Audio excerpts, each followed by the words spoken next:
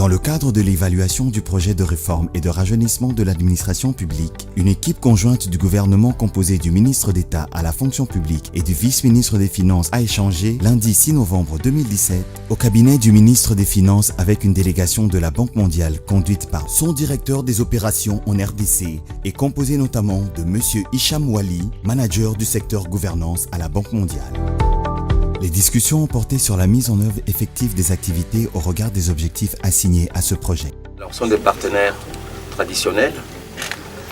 Comme vous savez que la République est engagée dans une réforme profonde de la fonction publique, donc c'est de son administration qui va avec le développement. Donc il était question que nous rapprochions nos points de vue par rapport à la première vague de retraités de 923 qui sont partis à la retraite. Comment ça se passe, dans quelles conditions, faire une bonne évaluation pour la poursuite du projet. Donc comme vous savez, dans tout projet, il y a toujours quelques aspects qui ne correspondent pas.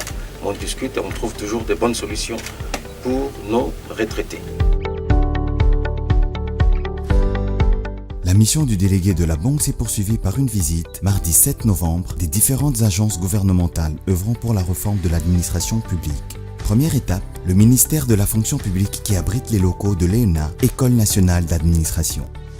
Appuyée par la Banque mondiale dans le cadre du projet PRAP, cette école symbolise à la fois le renouveau et le futur de l'administration publique au regard de la vision d'émergence du pays à l'horizon 2030.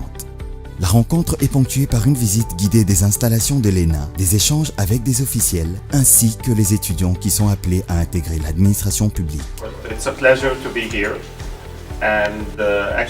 Ce que nous faisons ici en RDC est en train d'être répliqué ou fait dans d'autres pays encore. Merci beaucoup. Il s'en est suivi d'une présentation du tableau de bord, un outil mis en place par le projet pour suivre l'évolution des indicateurs de la réforme. C'est un modèle qui vise à donner la possibilité au gouvernement de saisir ce que pensent les autres acteurs de ses propres initiatives et de s'ajuster au fur et à mesure qu'il développe ses propres stratégies. Et une présentation de M. Jean-Serge Bicoro, coordonnateur du PRAP sur le contexte de la mise en œuvre du projet, ses principales réalisations ainsi que sa trajectoire pour les années à venir. Le gouvernement s'est fait une vision de pouvoir construire une administration publique de développement et restaurer les valeurs et les principes de l'administration publique.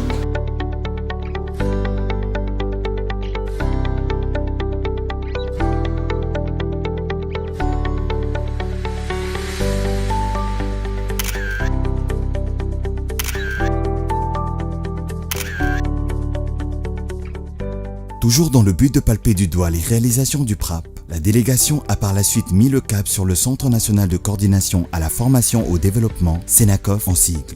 C'est l'un des centres d'excellence mis en place par le CENAREC dans le cadre de l'appui dont il bénéficie de la part du PRAP. Le CENACOF est très sollicité.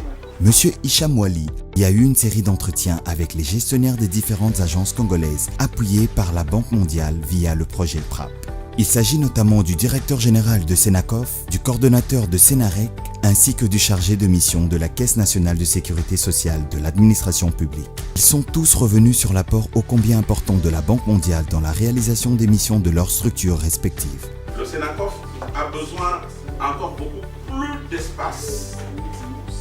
Il a encore beaucoup plus de moyens pour faire face à la demande croissante dans le domaine de renforcement de capacités. Et nous espérons dans le futur, non pas seulement travailler avec le PRAP, mais avec tous les projets de la Banque mondiale, parce que nous sommes des guichets uniques en matière de renforcement des capacités.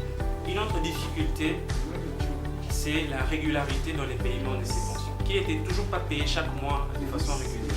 Les pensions payées à Kinshasa sont supérieures aux pensions payées en province pour des personnes sorties à la retraite avec les mêmes grades. Satisfait, le délégué de la Banque mondiale a bouclé sa visite au CENACOF où était en même temps organisé un atelier de formation en initiation à l'informatique pour les femmes.